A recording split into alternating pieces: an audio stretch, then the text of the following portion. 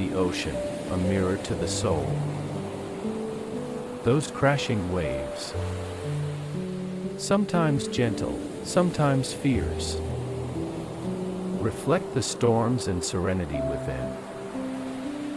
I find myself drawn to its unpredictable nature,